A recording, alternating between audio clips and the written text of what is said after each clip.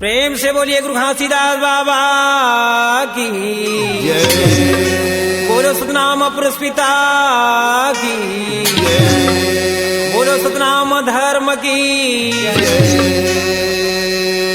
तो उत्ती में सतनाम बसे की बुढ़ती में घासीदास रघुसिर में अमरदास गुरु है भंडार में लकेदास तो होत बिहनिया सतनाम बंदा संध्या में घासीदास खरे मुझनिया अमरदास गुरुला रति हमें लकेदास तो रतिया में बालक दास होत है सकल काल की होत है सकल काल की सात बार सब प्रेम से बोलो सतनाम साहेब भाई मन सात बार सब प्रेम से बोलो सतनाम साहेब प्रेम से बोलिए गुरु घासीदास बाबा की आरती होते सतनाम पुरस की दिन सृष्टि के विषय तार है आरती होते सतनाम पुरस के दिन सृष्टि के विषय तार है ओ आरती होते सतनाम धर्म की दिन सृष्टि के विषय तार है आरती होते सतनाम धर्म के दिन सृष्टि के विस्तार है सृष्टि के विस्तार जगत में सृष्टि के विस्तार है सृष्टि के विस्तार जगत में सृष्टि के विस्तार है सृष्टि के विस्तार जगत में सृष्टि के विस्तार है सृष्टि के विस्तार जगत में सृष्टि के विस्तार है आरती होते सतनाम सृष्टि के विस्तार है तो आरती होते सतनाम पुरस के दिन सृष्टि के विस्तार है काहे लगे दिया बाबा काहे लगे बाती काहे लगे दिया बाबा काहे लगे ये शब्द के दिया माँ सबद धरे बाती शब्द के दिया माँ सबद धरे ये सबद धरे बाती हो सबद धरे बाती सबद धरे बाती गा सबद धरे बाती ये सुरता के तेल मजल राती आरती होते सतनाम पुरस के दिन सृष्टि के विस्तार है जब तो आरती कीजिए सतनाम पुरस के दिन सृष्टि के विस्तार है आरती होते सतनाम पुरस के दिन सृष्टि के विस्तार है जब तो आरती कीजिए सतनाम पुरस के दिन सृष्टि के विस्तार है काहे लगे आसन बाबा काहे के सिंहासन काहे लगे आसन बाबा काहे के सिंहासन प्रेम के आसन बाबा भाव के सिंहासन प्रेम के आसन बाबा भाव के सिंहासन भाव के सिंहासन गुरु भाव के सिंहासन भाव के सिंहासन गुरु भाव के सिंहासन हृदय कमल में बसाए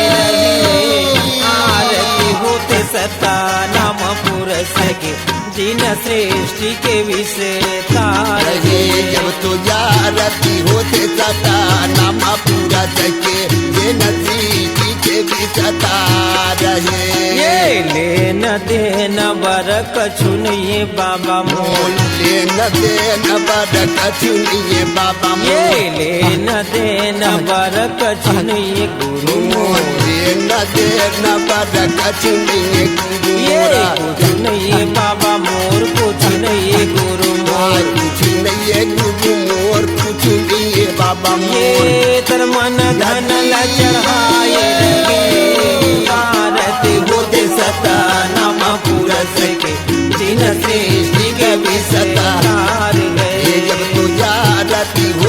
आता नामा पूरा सके जे नची की लबी सता रहे। प्रेम से बोलिए गुरु घासीदास बाबा की जय। तो आइए प्रेमी सज्जनों, हाँ। माता एवं पिता, आहा, ये चौका आरती हाँ एक मुक्ति की रास्ता है। ठीक। संसार में हर जाति, हाँ हर वर्ण हाँ और हर धर्म के आदमी बसे हुए हैं। ठीक। जिन प्रकार से हाँ ये चराचर प्राणी हाँ अपन अपन हिसाब से हाँ ये मुक्ति के लिए, हाँ भक्ति के लिए, हाँ भगवान के नाम, हाँ। परमात्मा के नाम, ठीक। सतनाम के नाम ला हाँ हृदय से हाँ हाँ स्वीकार करके लेते। ठीक।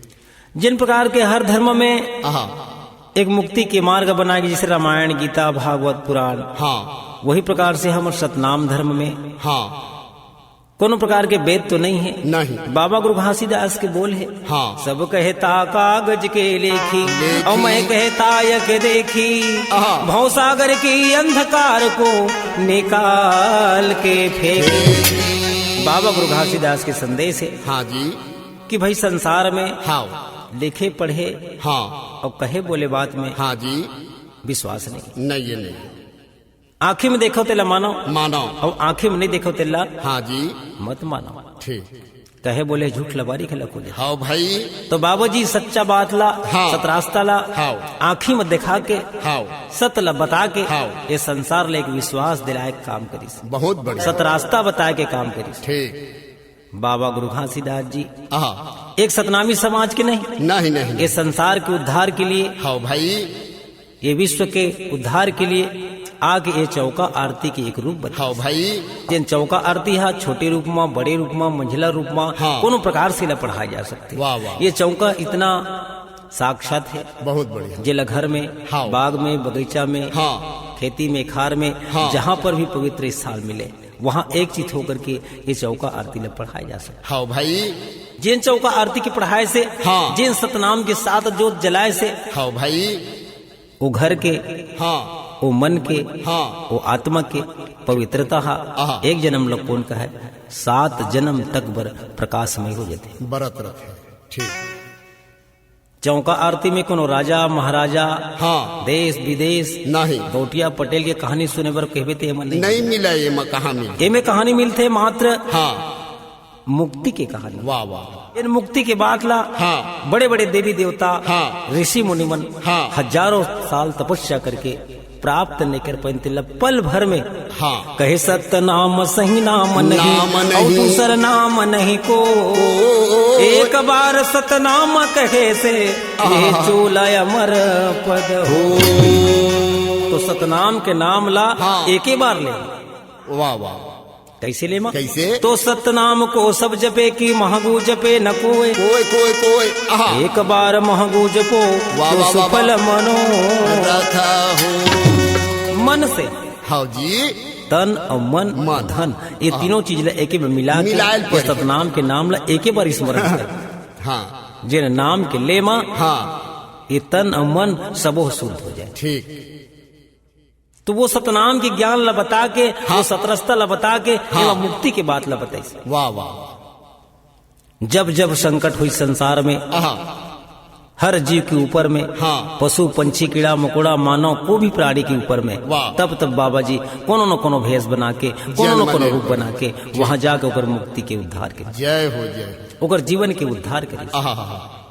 ते चौका के कथा में हाँ। कोनो हंसी मजाक और मजा वाले बात के बीच नहीं मिले, नहीं, एमा नहीं। मिलते आनंद के बाद। वाह भाई। मजा बाहर ले आते और आनंद अंदर ले निकलते। ठीक। बोला आनंद बोल, आनंद बोले जाते। हंसी मजाक दिल लगी है मजाए, हाँ और आत्मा की शुद्धता जो आत्मा गदगद होते बोला आनंद बोलते। ठीक ठीक। ये प्रकार से बाबा गुरु घासीदास जी आनंद के बात ला बताई। बताए लगे। बाबा जी के वाणी बोले ला तो हम बखान नहीं कर सकन। आहा। जत का संसार में प्राणी है या जीव जन ऋषि मुनि है, हाँ। ये मन तो अपन अपन मति के अनुसार में जत का बनते उतके बताते। बताते। लेकिन बाबा गुरु घासीदास के वाक्य तो अगाध्य है, हाँ। अनंत है, अनंत। कौन पा सकी।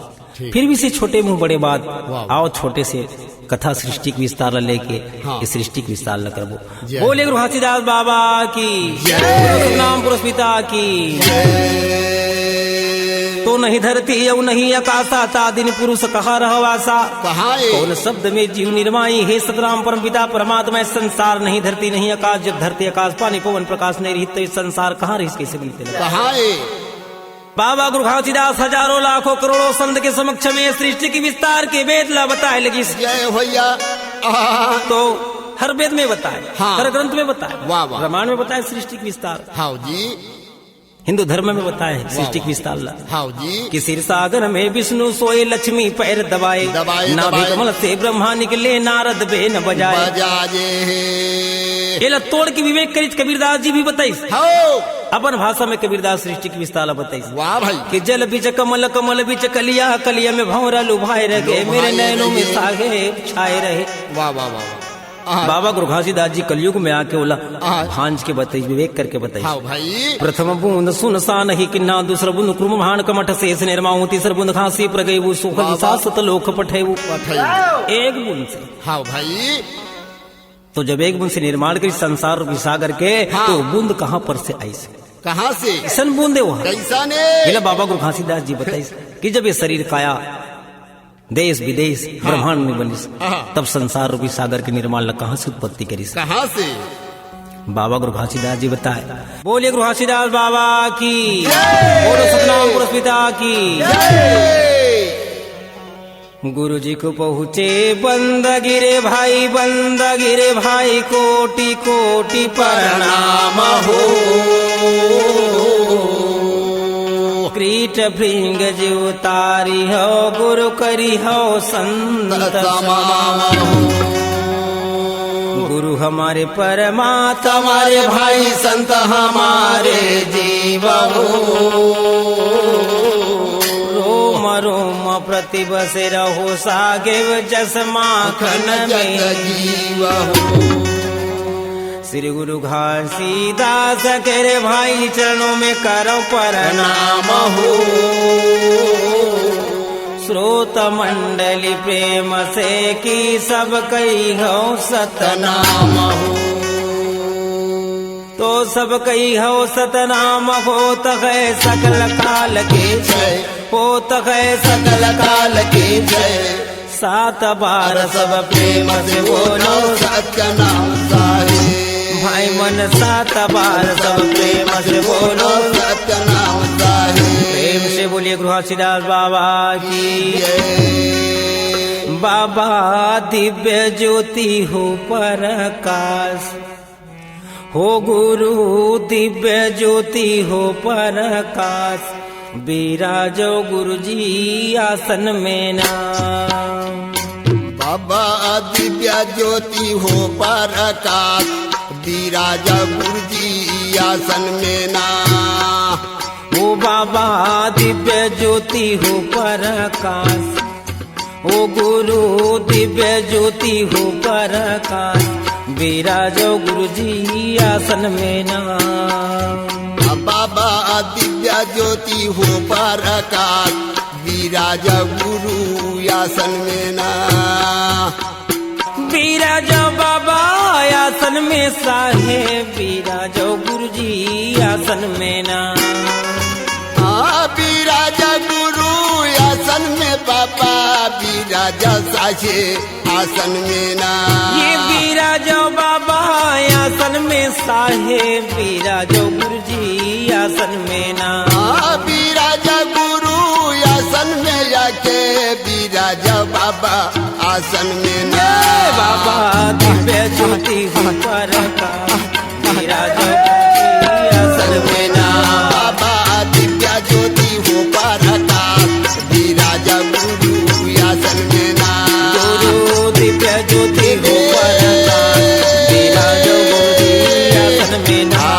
गुरु दिव्य ज्योति हो प्रकाश, विराजा बाबा आसन में ना। ये सतलोक ले जाहू बाबा पिता सतनाम, हाँ पिता सतनाम। सतलोक ले जाहू बाबा पिता सतनाम, हाँ पिता सतनाम। हे तोरे चरण के बाबा करम प्रणाम हो, करम प्रणाम हो, करम प्रणाम हो, करम प्रणाम। ये करम प्रणाम गुरु करम प्रणाम हो।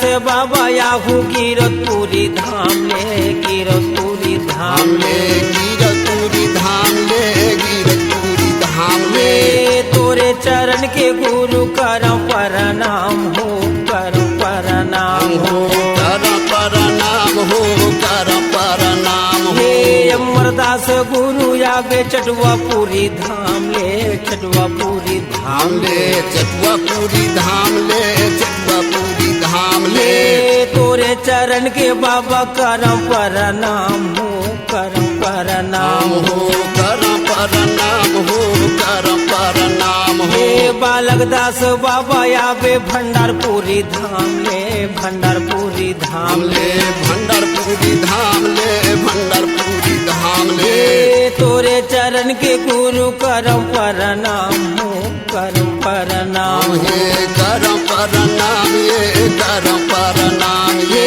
यगमदास गुरु यावे खड़ुआपुरी धाम ले, खड़ुआपुरी धाम ले, खड़ुआपुरी धाम ले, खड़ुआपुरी धाम ले। तोरे चरण के बाबा करम प्रणाम हो, करम प्रणाम हो, करम प्रणाम ये, करम प्रणाम ये। करम प्रणाम, करम प्रणाम, करम प्रणाम गुरु, करम प्रणाम ये करम प्रणाम गुरु, करम प्रणाम, करम प्रणाम ये, करम प्रणाम। बाबा दिव्य ज्योति हो पर बाबा विराज गुरु जी आसन में ना। बाबा दिव्य ज्योति हो पारता विराज गुरु आसन में ना। ये विराज बाबा आसन में साहे, विराज गुरु जी आसन में ना। विराज गुरु आसन मजा हो, विराज बाबा आसन में ना। ये विराज गुरु आसन में बाबा विराज गुरु जी आसन में ना। विराज गुरु आसन में जाके विराज साझे आसन में ना। ये बाबा दिव्य ज्योति हो करता विराज गुरु जी आसन में ना। बाबा दिव्य ज्योति हो पारता विराज गुरु आसन में ना। बाबा दिव्य ज्योति हो करता विराज गुरु जी आसन में ना। दिव्य ज्योति हो पारता विराज गुरु आसन में ना। प्रेम से बोलिए गुरु घासीदास बाबा की।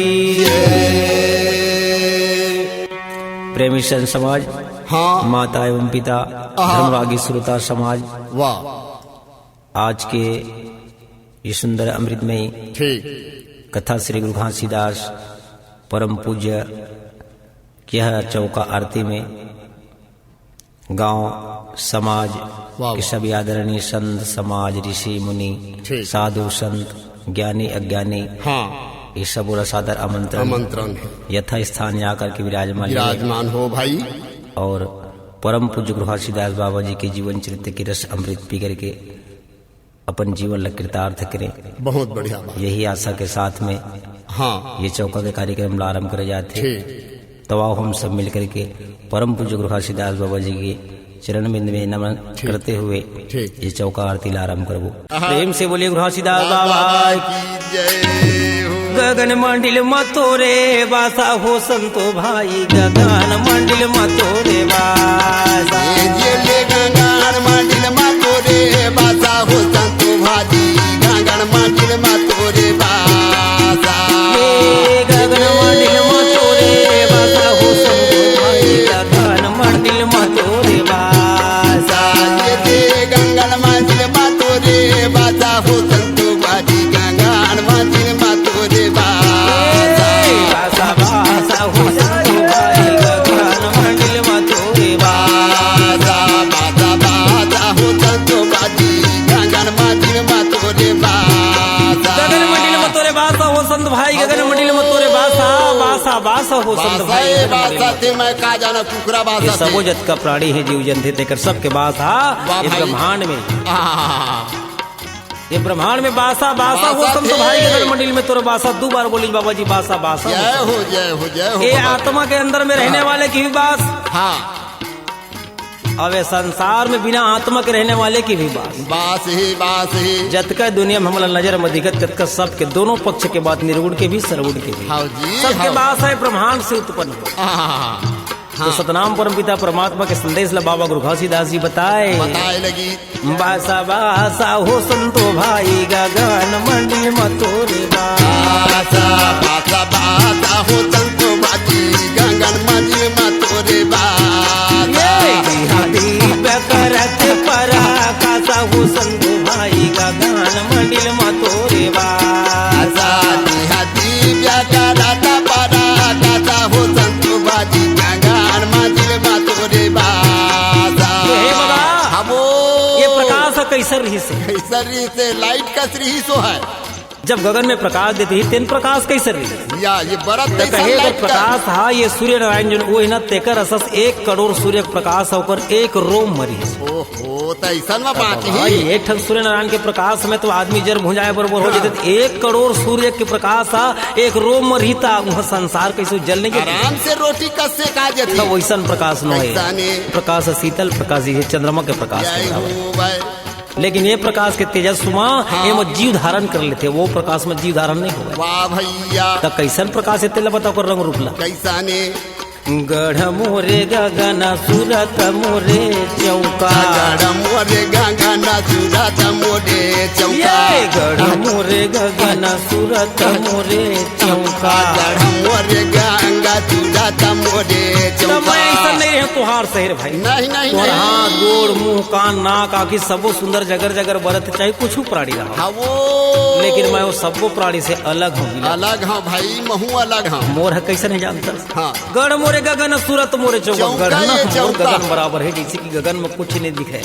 जेन ला पढ़े लिखे मनहा कवि मनहा ये शब्द ला बाबा जी के चोरा के तुरंत ला संस्कृत में बना के बड़े बड़े वेद पुराण बने भाई कहे बिन पग चल की सुने बिन काना और बिन कर्म के करे विधि नाना बिन बढ़ता बिन बगता जोगी ये ला वेद बने संस्कृत में बाबा गुरु घासीदास जी छत्तीसगढ़ ही बताई ते मैं तुहार सही नहीं हूँ नहीं आदमी संसार मरी थे कैसन में फप थे शबड़म रूपम रूप शबड़म गुणम गुण शबड़म ज्ञानम ज्ञान शबड़म नहीं समझाई छे आदमी जब जोनी धर के आते तो रंग रूप होकर 8 पल्ला बराबर रहे तब फप थे और सुंदर से बच्चा कहूँ 10 साल 5 साल में होबो कर इच्छा के अनुसार से होकर कहूँ नाक है नहीं फोगे कर कान है कहूँ नहीं तब वो नहीं फोगे तब मैं ऐसा हिंदी करे करने वाला न होगा मेरा अनफवन दिखत ऐसा न हो मैं तो निराकार हूँ। वाह भाई वाह कहा कैसा ने मोर बरना बनावट है चौका बराबर है तो चौका ब्रह्मांड है भाई गेहूं पिसान के जो चौका बनाए थे लप फोकट नहीं बनाएंगे फूल कचरा नहीं ये सृष्टि की विस्तार है चारों तरफ 16 अंश है ये 3 लोग 14 भवन 7 खंड 9 दीप जिनमें 7 लोग के जोत जलाए गए। ठीक ये पिसान के कर नाम से बनाए गए कि पिसान ला कपड़ा में सफेद के रख के ताकि माँ की कड़की भी मच जाए इला शुद्ध वचन सुना करके आरती करके इला ग्रहण कर जाए। कान के बनावे तक फोकला मिला जाही चनक मिलावे तक फोकला मिला जाही सोन चांदी बना देवे तो वो कूटे पीटे लगी तिपोल लगी तेकर सीधी शुद्ध पिसान के चौका बनाए। सही बात है ब्रह्मांड की रचना है ब्रह्मांड की रचना ला प्रसाद बरोबर ग्रहण करके आदमी जीवन मुक्ति दे सकते। हर प्रकार की बीमारी में काम आई है सर्दी में जुकाम में डायरिया में हैजा में धूकी में गरुआ गाय जो भी हुआ थे कुरहा चप्पा ये सब चीज में जाके कर चावल एकर पानी एकर पिसान एकर तेल एकर बंगला पान सबो चीज काम में है शुद्ध अमृत के बराबर लगी है। से शुद्धता से चौका बना बाबा जी बताए गढ़ मोरे गगन सूरत मोरे चौका गढ़ मोरे गगन सूरत मोरे चौका सूरत मोरे चौका सूरत मोरे चौका सूरत मोरे चौका सूरत मोरे चौका दिव्य करत पर कासा हो संतो भाई गगन मंडिल मतोरे बासा दिव्य करत पर कासा हो संतो भाई गगन मंडिल बासा हो संतो भाई गगन मंडिल मतोरे बासा बासा बासा हो संतो भाई गगन मंडिल मतोरे बासा बाबा ये दिव्य प्रकाश के बरोबर दिखत, लेकिन ये दिव्य प्रकाश के रचना कैसे हुई थी, सरगुण कैसे बनी, जगर शरीर कैसे बनी, तेकर बारे में बता दे गुरुजी। बाबा गुरु घासीदास जी बताने लगे कि ये संसार रूपी सागर में एकर मसाला बनाई, जेना सब्जी में डायरेक्ट काम दे, अंडस पिंड सुखमन जराइन 4 प्रकार के भेद बनाई, जगर खंड बनाई, जिनमें मसाला 5 तत्व 25 प्राकृतिक 16 अंश 16 सुरती के मसाला बने। तो सबसे पहले इच्छा बनाई, मैं का इच्छा के बिना कोई काम मसाला समझत रहे। फिर शब्द बने 3 शब्द, तय मैं और ओ, तो तय और मैं मन सकार बने, बाकी ओंकार बनी, ओम नमो बोली, जोन शब्द समझिन वही शब्द बनी। वाह वाह। यह प्रकार से बाबा गुरु घासीदास जी बताने लगे कि 5 तत्व 25 प्राकृतिक 16 अंश 16 सुरती के भेद ला, जिला मिला करके तल बनाए बर तैयार करके ठीक 16 अंश वाल जंकेजी बंकेजी सदी धर्मदास चक्रभुजी सहजन सुजन जोग जीत काली जन अष्टंगी देवी 16 प्रकार के अंश बनाए। 16 प्रकार के अंश लगे कि बेटा अत सुंदर में समान एकाग्र करके रखे हम जा करके काया के निर्माण करो। तो 16 भाई जा करके वो गर्भ स्थान में बैठ करके मान सरोवर में संरचना करी। भाई जी रचना में एक पल के मारते में जीव आत्मा एक काया के निर्माण करी, जिनमें छोटे से जीव से लेकर के जिन हम आंखें में दिखे तत्का बड़ जीव लेकर के बड़े पहाड़ का बड़ जीव बनाए है ठीक। तो एक पल में 2 पल में घंटा 1 घंटा 2 घंटा 4 घंटा 5 घंटा में ये प्रकार के निरंतर ये शरीर के निर्माण करते करते करते करते 1 महीना तक के जब रचना करी, रात दिन 24 घंटा तक के, तो 1 महीना मुसवत का बड़ी जीव बनी। वाह वाह। 16 भाई मन सोचे अतका मेहनत करें, 1 महीना हो गया मेहनत करते करते, लेकिन ये जीव आत्मा शरीर है तो मुसवत बड़े बने हैं अभी तक। महीना पानी भर सकन, खंती कोट सकन, वाह वाह। न कुछ बुतल कर सकन, नहीं छोड़ हटायल दूसर चीज बना, दूसरा बना मुसवा में फिर चालू करीन बनाए के तो कल बड़े उकल बड़े उकल बड़े बनाते बनाते 24 घंटा रात दिन बनाते बनाते 2 महीना बनाई। दूसरा महीना पंछियत कबर बनी या देना वाले। तीसरा महीना जब चालू करें कि पंछी के लगा का काम लग कर रही, तो ऊपर में और नीचे दोनों तब रही है, तो दू घर खेती काम नहीं आवे नहीं आवे। तब फिर बनाए चालू करें। तीसरा महीना करें तो जानवर अत कबड़ या 4 जानवर ला बनाए बना रहे, लेकिन जानवर पर आश्रित चीज है, अपन स्वयं के काम ला नहीं कर सकते। 5000 के भैंसा नहीं, 1 लाख के भैंसा लाख घर में बांध दे कोठा में। अब कई देर के मैं गाँव जाता हूँ भैंसा तो 1 बोझा पैरा ला लेबे, नहा का जाबे और घर में सुघर रेबे, कहूँ टोल टाइम मिल जाए का थरिया खेत ला जोत के आबे की तोर लागत नहीं नहीं लागत पैसा 1 लाख नहीं 1.5 लाख के ला ले। कहते पर आश्रित वाले चीजें नहीं रखो, काम के नहीं एक अच्छा चीज बनाया जाए। फिर वहां से बनाए चालू करीन, तो बनाते बनाते बनाते 8 महीना तक के रचना करीन। तो 8 महीने की रचना में अंडस पिंडस सुखमन जराइन ला बना लगी। हाँ भाई जतका कीड़ा मकोड़ा पशु पंछी दिन में 8 महीने के समय में सबके निर्धारित समय बन गए। 5 के 9वां और 10वां महीना तब इमन थक गए। 16 भाई मन कते का हाथ गोड़ मुंह काला बनाए कूद कूद के इमन कामे के नहीं बनी सुंदर, जिनमें सर्व गुण पाया जाए और सब सुंदर बने जाए। जय हो। तो वैसा मत नहीं बने, कैसे करी? तब वो परमात्मा के पास जाकर आराधना करी, जिन परमात्मा हमला रास्ता बताए, सूत्र बताए तो बनाए के शरीर ला। ठीक। तो जाके 16 भाई वहां पे सतनाम परम पिता परमात्मा की आराधना करी, वंदना करी। बोलिए गुरु घासीदास बाबा की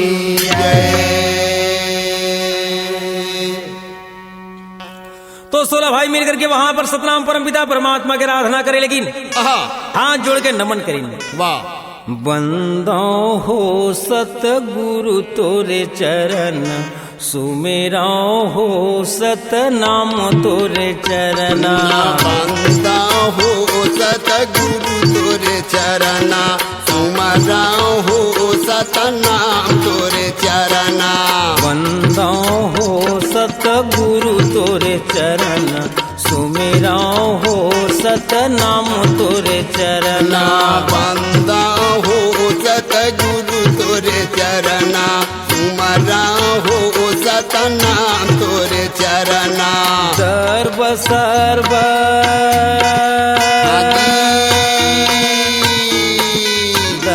सर्व सत धर्मल धरना। बंदा हो सतगुरु तोरे चरण, सुमेरा हो सतनाम तोरे चरना। बंदा हो सतगुरु तोरे चरना, सुमेरा हो सतगुरु तोरे चरना। हाथ जोड़ के नमन करने लगे सतनाम परम पिता परमात्मा के। हे सतनाम पिता, हमन बनावत बनावत थक गए, काया लग कई 1000 कई लाख काया बनाए, लेकिन सबले सुंदर नहीं बनी। नहीं सबले ज्ञानी नहीं बनी, सर्वगुण नहीं पाएगी। हम थक गए, कैसे बने थे बता देते। एवं सतनाम परम पिता परमात्मा के आराधना करे तो कुछ दे के आराधना करे। का चीज लमांगे? काये हम आजकल प्रार्थना करतन भगवान के पहली बोला बदना बत्थन के हे भगवान कौन मोर बेटल नरियर बने देबो? लग जते मैं जावर नरियर फोड़ ठीक ठीक ठीक कोनो बांझन मन वहाँ प्रणाम करते हैं हाँ। कोनो में गणेश भगवान मढ़ाए देगी कोनो में दुर्गा मढ़ाए देगी तो मढ़ाए जाके पानी भी तो थे और नरियल चढ़ा के वहाँ वंदना करते कि हे भगवान ही दिन क्या मतलब मोर बेटा हो जाते बेटा हो तो महू जेते। दिन मढ़ा लेते हाँ तो हमू हरेली बार बैला मारा लेकिन ये सच्चा भक्ति नो है, ये तो बदना है, ये तो ओकर डांट पड़ता ले लो डांड़े। आओ भाई सच्चा भक्ति वाले का चीज मांगते काला ये सत धर्म सत ज्ञान लदेहु सत्य धर्म सत्य ज्ञान लदे दे सत धर्म सत ज्ञान लदेहु सत्य धर्म सत्य ज्ञान लदे और नरियर सुपारी कुकरी मुर्गी के छोड़े छोड़े ये खर छोड़े ये भगवान का चीज ला खाते का चीज ला मांगते जला हम देर भुला गए जला पोटारे बैठे वाह वाह वाह का चीज ना खंग चलही न बजही कुदारा कुदारा। अमृत भोजन करत करत आहार। आहारा बाबा हाँ। अमृत के भोजन करने वाले भगवान सुख रोटी खाई के कुकरी मुर्गी खाई के नरियर सुपारी लीमू नहीं नहीं नहीं भाई तब बोल घी मुँह दे बे खा ली भगवान का चीज ला मांगते सच्चा भक्ति से जल हम अंदर नहीं खाओ लोभ मोह तन के घेर देहु मोह तन के हीरा देहू यदि सच्चा भक्ति करना है सच्चा फल प्राप्त करना है तो मन के क्रोध ला हे दे मन के मोह ला मन के अहंकार ला निकाल के भगवान के चरण में चढ़ा दे चढ़ा नरियल दे, सुपारी चढ़ा लेके दे। कोनो जरूरत नहीं कोनो पूजा पाठ की जरूरत नहीं है नहीं नहीं भगवान तोर क्रोध ला मांगते मांगत। भगवान तोर खाओ अहंकार ला मांगते वाह वाह तब वाला देवर सब आदमी इंकार करते इनकार कर भगवान ला वही सुखा रोटी जरहा रोटी कलेवा मिठाई पेड़ा खोवा नारियल सुपारी नींबू लेके लेके चढ़ा के कथन भगवान हमला ये फलन बेटा दे बेटा दे तो कथे मोला बटुआ दे वाह, वाह। तो कथे मोला ताकत दे ताकत दे। कर्म ला दही भगवान में सच्चा भक्ति से जा करके यदि क्रोध ला एक बार चढ़ा दे और तोर पैर ले पीछे नहीं कर पाओ तोर फल सामने में खड़े इंतजार करते रही हाँ, कहाँ करे भैया। फलन में मैं खड़े भी तो पूछे ली हाँ सत धर्म सत ज्ञान लदेहु सत्य धर्म सत्य ज्ञान लदेहू लोभ मोह तन के घेर देहु लोभ मोह तन के हीरा देहू घेर दे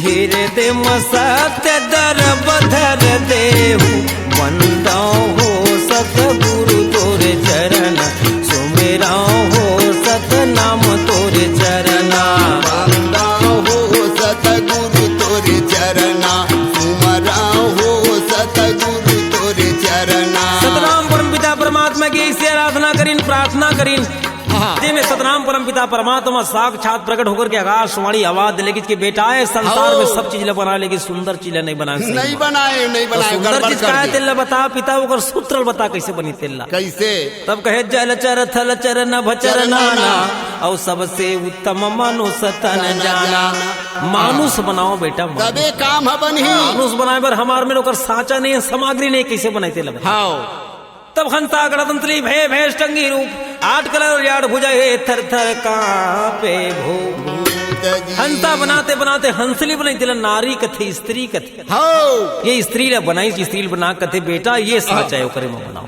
ठीक कथे ला कौन चला सकी एक रुपयोग ला कौन कर सकी कौन करही तब बने मोट डांट ला दे के काली निंजन कथे बेटा तही चलाए सही हवा एकर भार सही काली निंजन वो स्त्री लपा के हाँ। वो हंसरी लपा के बड़ा खुशी हुई और खुशी होकर के दोनों के साथ में मिलकर के वहाँ सृष्टि की विस्तार पर सहयोग करी वाह भाई वाह लेकिन सहयोग कैसे करे जाए कैसे का करे रे? जाए ला खाए जाए के ला पिए जाए हाँ। के ला मिटाए जाए के रमजे जाए कैसे नो बनी सृष्टि के बारे में का कौन हिसाब सूत्र से? मालूम नहीं वाह वाह अनजान के कारण में हाँ। वो ग्रासन कर ली देवी स्टंगी जय हो देवी स्टंगी ग्रासन करी तो सतनाम परम पिता परमात्मा कथे जेला में सृष्टि बनाए पर साचा देवता लत खा दी खा डरी 12 कला के पुरुष और 8 कला की नारी नारी 8 कला के नारी ला देख करके हाँ। 12 कला के नारी ला देख करके हाँ काल निरंजन 12 कला की अपन रूप में ग्रासन कर दी। हाँ भाई सतनाम परम पिता परमात्मा मन में विचार करीस हाँ। कि ये ला तो खा दीस खा और खाए के बाद डरी। में काम बना है दोबारा जय हो भाई तो माया बने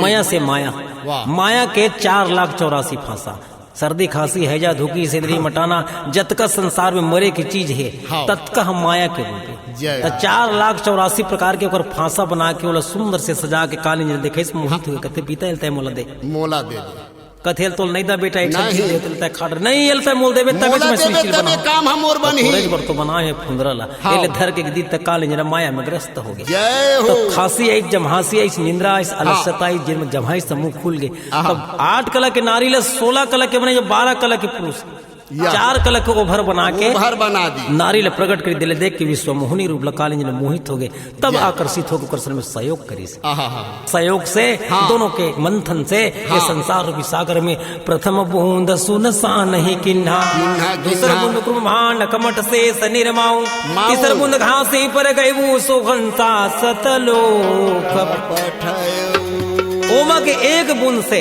हाँ 16 भाई मन पा के वही मोती के करला हाँ। एक बूंद से जल से पिंड पिंड से काया काया के निर्माण करके शरीर ला धारण करके वहां पर विस्तार विस्तार। करे लगे जब माता अष्टंगी गर्भ में समय 8 महीने बीत गए 8 महीने तक के 16 भाई मन बना पशु पंछी कीड़ा मकोड़ा सब के रूप लजेला कथे हाँ। लग 84 योनिल भोग के हाँ। मानुष तल ल पाए थे संसार में कोई जगह नहीं पावा ये गर्भ में जब तैयार होते पानी के बूंदा तब तभी 4,84,000 प्रकार के योनि के रूप धारण करते करते करते करते ये शरीर में फिर लास्ट में मानुष के तन बन थे जिन्हा 9 और 10 महीने में। वाह भाई 10 महीने में डायरेक्ट बना के देखी के साथ बना के देखी तो लड़का या। देवी अष्टंगी जब 10वां महीना हुई तो काली जन कथे या मानसर मतरा देवी तो त्रिकुटी घाट में जाकर सृष्टि के विस्तार कर कोई भी वंश हो जाए बेटी बेटा कोनो भी होए बोला मोर तक के रास्ता मत बतावे मत खबर बतावे लबारी वहीं मार तक के देवी सृष्टि के विस्तार करवे हाँ देवी अष्टंगी पति के बात लमान के लबारी रेंग मारा। दिस कथे पति फिर वहां केल्ला में रही का करी हाँ तो तोर लिए मोर आए जाए के संयोग है जेला कथे सपना या। जत्ते कन साकार में प्रकट लगते तत्के अपन सपना में प्रकट लगते तो हाँ काली भाई, ने सपना महू बना सपना आए रहे। दे दीजिए सपना का आधार से प्रकट तय मोल देखबे हाँ अच्छा जब चाह तब तय मोल बुला ले ठीक तो सपना लेके देवी अष्टंगी त्रिकुटी घाट में जाके सुंदर शुक्र लालन पालन करके 10 महीना में हाँ। 3 पुत्र अवतार दी जेला ब्रह्मा विष्णु महेश कर जय जय तीनों पुत्र के अवतार में देवी अष्टंगी आनंद मनाई वो परम पिता परमात्मा के असीम कृपा के वहां पे है। प्रशंसा करीस ओकर गुणगान करीस हाँ। बोले गुरु घासीदास बाबा की जय। बोलो सतनाम पुरुष पिता की जय तो आनंद मंगल मनाने लगे देवी अष्टंगी वहां तीनों पुत्र देख के बड़ा खुशी मनाई हाँ कब भजी हो सता नामेला मोरो मन कब भजी हो सतनामेला जी कब भजी होगा सतना मेला मोरो मना कब भजी होगा सतना मेल जी कब भजी गवा सतना मेला मोरो मना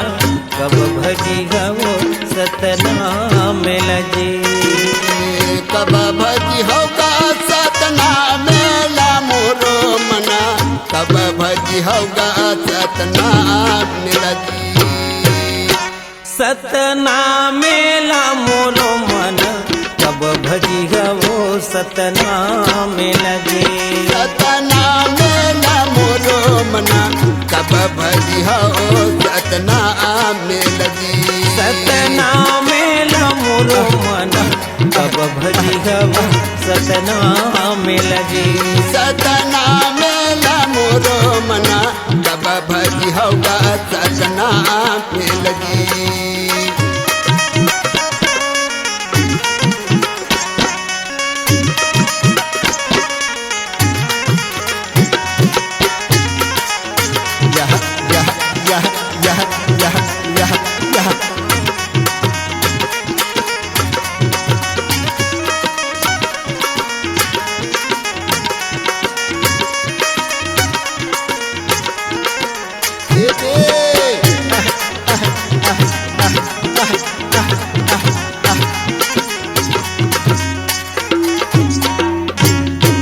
काहे करे झांझे भैया काहे मेरे दंगा गा काहे के बाजे करताले हजी काहे के झांझे भैया काहे के मृदंगे गा काहे के बाजे करे तार जी पीते करे झांझे भैया मन मेरे दंगा गा जाने के बाजे करताले हजी झांझे के झांझे भैया मन के मृदंगे गा तने के बाजे कराता रे जी। पीत कर झांझ भैया मन की मृदंगा, ज्ञान की बाजे कर ताल हो मोर मन कब भजी हो सतना मिला। पीत मतलब होते गुस्सा, जिन गुस्सा अपन काबू में कर लीस। हाँ और मन की मृदंगा जो चंचल मन अपन आत्मा में जिन बांध लीस। हाँ तेकर ज्ञान के प्रकाश से एक लोक लग कौन कहे तीनों लोक तक के फैलते। जिन प्रकार से बाबा गुरु घासीदास जी ये पीत और गुस्सा के बारे में बताइस, क्रोध के बारे में बताइस। हाँ। एक समय के बाद में जब तिलासीपुरी में 6 कोरी छाने के साहू मरी, जिन साहू मन के राज चले गांव चले, उनके बात उनके गोटान उनके सब वो गांव में एक दिन हैजा उठ गई। हाँ हैजा उठी तो वहां के आदमी मन मरे लगी, एक लपाट के आवा दूसरैया पाट के आवा तीसरैया, हाहाकार मात गए गांव तिलासीपुरी। हाहाकार मात गई। गांव का आदमी मन मन में विचार करें का बताए, का हिसाब करी, कौन ला बुलाई। वहाँ डॉक्टर की कमी, डॉक्टर तो रहे नहीं, बैगा के राज चले। बैगा के राज में बुलावे, वो बैगल बुलावे, ओला बुलावे, वो 5000 खर्चा, वो 10,000 खर्चा, वो नरियल ला, सुपारी ला, बंगला पान दुनियादारी जतका खर्चा बैगा के सब ला करा चले जाएगा, लेकिन वो हैजा नहीं कर सके। सब आदमी मन में सोच के हिन की ऐसा मत नहीं बने, चलो सब देवी देवता मन ला मनाओ। तो गांव के बाहर में जतका पत्थर मड़ा के देवी देवता बनाए, ठाकुर देवता बाबा नागा बैगी नागा बैगा दिन मजाक नरियर सुपारी फोड़ फुरा के सब देवी देवता मनाई, लेकिन वो हैजा धुकी हटबे नहीं। गांव में हाहाकार हो गए, 10-20 आदमी मर गए गाँव। मांग धर ले अब कहे कि हम कोनो नहीं बचने, गांव ध्वस्त हो जाए। गांव में हैजा आगे तब वही जब वही रस्तम वही गांव में गेन औ साउर आए, तेकर पिताजी है कुष्ठ की बीमारी मरत रहे, जेकर हाथ गोड़ शरीर में पूरा भिन भिन माछी करे, ओकर एके झन बेटा एके झन बहू, तेन मन कथे मन में सोचते हमार लइका बच्चा मन के सगा पहुना है कोनो में घर देखे बार। तैला देख के डोकरल भिन आज है नहीं मांगे कोनो देखले डोकरल आ वो कोठार मन लेके नानकन कुंदरम छोड़ दो। तो डोकरा बेचारा लोग कोठार बना कुंदरा बना के एक मुठा पैरल बिछा के नानकन दत्की बड़ बर्तन ला मड़ा को में छोड़ के आगे मुड़का लगा खाना नित 12 बजे नित कोनो दिन लेकबो नहीं करे, डोकरा नीट आवत भूख प्यास में मरत रहे। तो गांव हाहाकार माती, तो गांव का दिन बाहर भीतर जब वही रास्ता में जाए तो गोठियावत जाए, हमारा गांव नहीं बाँचेगा, अब हमारा गांव संकल्प हो जाए पूरा, कौन नहीं बाँचे, भ्रष्ट हो जाए। और भाई गई अपन दुख सुख गोठियावत जाए। डोकरा कहा हो गए गई अंकल, हाँ बतात मोला का हो गए, और तय नहीं जाना भाई तोला का लेन दे, वो बाद में तैला पूछे ले तय अपन मारे मरते ना। वाह और बता तो दो कोनो गा बतावत भैया हो, कोनो डोकरा के बात ला सुनबो नहीं करे। डोकरा कहा कि एक तो मोर तन है बिगड़बो करे, मोर जबानो बिगड़ गई, मोर जबानो तो कोनो सुन तीन दुरियल तीर मने आदमी का ओकरे जवरिया ओकरे हम जोली के सियार मन कथे। और तय काबर चिल्लाता समन भोगतन तो भोगतन कथे, का भोगत चिल्लत बताओ काजत बरी दुरियल आगल छुआ माने। कुष्ठ की बीमारी, पानी की बीमारी, हमार में कुछ हमर परिवार में कुछ दुरियल रे गोठिया नो करतन मन के भेद माना हैजा उठे। यहाँ गांव के 10-20 आदमी मर गए, एकला पाट के आवत एक मरत है। और तय वही पूछत है काज का डर बे तेन लग तो बाबू बैठ तो थोकन बता दे मुझे। दुरियल बैठ के गोठियावत ओकर जगह जन्म ओकर हवा मत आवे, ओकर थूक मत आवे, ओकर जबान मुंह तक मत आवे, हमार तक मत पहुंचे। कथे बाबू एक बात हैगा, का बात? कुछ उपाय करते, कोनो बैगल बुलाते, गांव को टाला बनवा लेते, और वैसा कत को कटरेगा 10 जन बैगा झूल के कुछ भाई तो देवी देवता घूम धूपगा पूरा सब देवी देवता बना रहे, कोनो देवी देवता नहीं माने। ठीक तो एक बात है बाबू, कान में सुने हम आंखें में नहीं देखे मैं गए थे। यही मेरे को में गिरौदपुरी नाव गांव है, वो गिरौदपुरी गांव का नाव में एक झनलई जन्म ले घासीदास नाव के महंगू के बेटा आए, कथे सुने मैं कान में देखे नहीं। ठीक है, लेकिन वही सुने होगा कोनो मेरे जाके इसी संत मल्ला जिन परे डरे हैं तेन मतलब कुछ मुक्ति देते कि ओकरी में काल के मरे हम आजे मर जाए, सतनामी में हम काय करे जाबो नहीं। अतेक देवी देवता रही के कथे बाबू मत जाति पाति नहीं लगेगा, जील बचा दी तेने हमार बर देवता, तेने हमार बर देवता मल्ल बांध के चल देते। त कथे गांव में हमन जा कहूँ गोठिया देवो तुम जात ला बाहर कर दी। तुम सतनामी की बात करते, सतनामी हाथे खाबो पीबो कोई तो कल मरिया आजे मर जाए, लेकिन मर जाए हम खर दुआरी में नहीं जा। गांव भर के आदमी सलाह लेकिन मोल जात ला बाहर कर दी। अरे जात ला बाहर के कहीं की सलाह लगा के देख ले। भाई गांव में जाके चर्चा करीन, गांव में जाके चर्चा करीन तो वहाँ गांव का आदमी मन कहते कोनो तैयार नहीं। अंत में एक आध जन आदमी मन कहते तुम मन जाओ चाहे मत जाओ, हम मन जाबो चुरा के। 4 आदमी निकले चुरा के, हे घासीदास बाबा सत के घासीदास बाबा होवे तो माना तू ही, तो हम तोर मेरा वतन हमर दुख लेता है हर लेबे बाबा। गांव का आदमी जब वहाँ अर्जी बिनती करके नरियर सुपारी बंगला पान धर के बिनती करी तब बाबा जी दूसर गांव जाते थे रुक कथे मोरा भटका था थे 4 जन आदमी ठीक और दुआरी में बैठे बैठे ओकर आवत ले इंतजार के बिहनिया मन 5 बजे के रहेंगे 10-11 बजे के टाइम में वहाँ पहुंची बाबा गुरु घासीदास दुआरी में बैठे देख रहा है कथे बाबू बहुत टाइम लगा दे तुम हाउ या हम कतका बेर के रहेंगे काबर रहेंगे तिलता कैसे हमला जान रहे थे कतका बेर के रहेंगे इसका हाउ भाई तो ही मन तो कहो बाबा हम मनावत हमला दुख लहर देबे के तब बैठे बैठे मैं थोड़ी इंतजार करत वाह भैया कते बाबा का बताए गाँव चौराख मनावत हन हाँ। हमार गाँव हैजा उठे ऐसी ऐसी बीमारी है हमला तही तार दे ठीक बाबा गुरु घासीदास की तू मना होगा जैसन वही तैसन तुहार ऊपर तू उपयोग करी तुहर गाँव के लिए जो भी जैसन वही तैसन करी एक कमंडल के पानी एला झोंक के पिया तुम अपन नहाओ अपन मुंह कान में छींचा हाथ गोड़ में और लेके ही पानी बढ़ा घर द्वार कोटा डोला खेती जहाँ जहाँ लगी वहाँ सब जगह छीन दे अब एमा कल कोनो मांग ही तेल रोक मत दे दे तू मन पैसा कोई लालच गलत मत करी काल 10 बजे मैं तुम्हारे घर आऊँ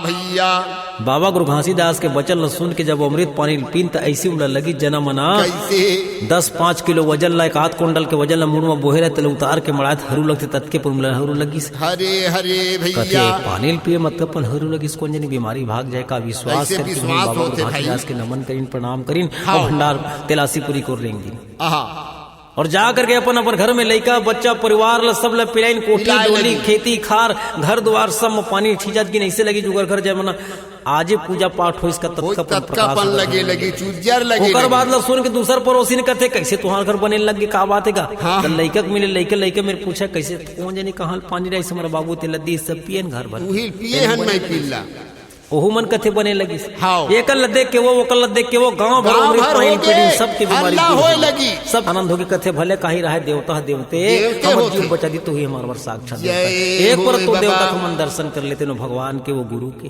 बहुत बढ़िया सबके आशा लगे रहे जेन डोकरा बताई तुमने रास्ता तेरे नहीं बताई गाँव भर के मिल के न बोले को बूंद अमृत दिन लेके के चल तो दे दी रास्ता बताए के डोकरा बेचारा फड़फड़ावत रहे वाह भाई का करो ये तो भाग में अपन कमाए थे मैं भोगत तब बाबा गुरु घासीदास गांव भर तो उतर गए लेकिन डोकरा बाँचे की कोई चेत लगा के 10 बजे दूसरे दिन पहुंच गए हरे हरे गांव का आदमी मन देखी के दी था घासीदास वही देरी सब पाई जे हमर जीव बचे थे सबके मन में आनंद घर भर गांव बस्ती सबके मन आनंद बाजा गाजा धर के बाबा गुरु घासीदास ला परघाए सुंदर से परघा के आरती करके लेकिन डोकरा कथे बाबा गुरु घासीदास आए कथे महू चल देते मुरत देखे नहीं कोनो छुआ मानते मन तक घिसलत हो जात रहे रास्ता में कतको जन खून डे कतको जन ढपेला कतको जन मस्कत मुस्कावत डोकरा लेकिन हाथ आई की तड़पत बैठे रहे लोग बाबा गुरु घासीदास जान रीत के जेकर कारण मैं आए हो तेरे तकलीफ में है बाकी मन तो सब आनंद मंगल हो तो चला बाबू तुम आगू चला दादा हो आपके नेता मंत्री ताए आगू मलमल वाला नवा ड्रेस पहन तुम परघावत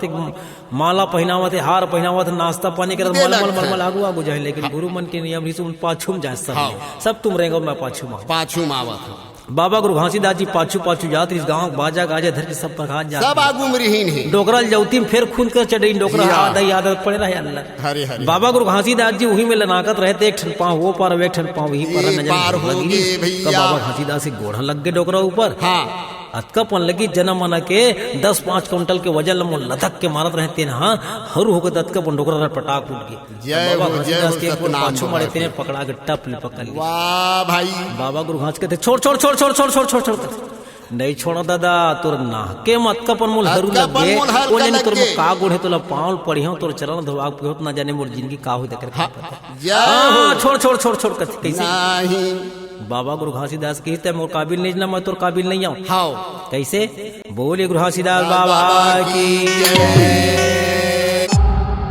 C-Log Digital Recording Studio, Cordoba. Contact number 9907119215.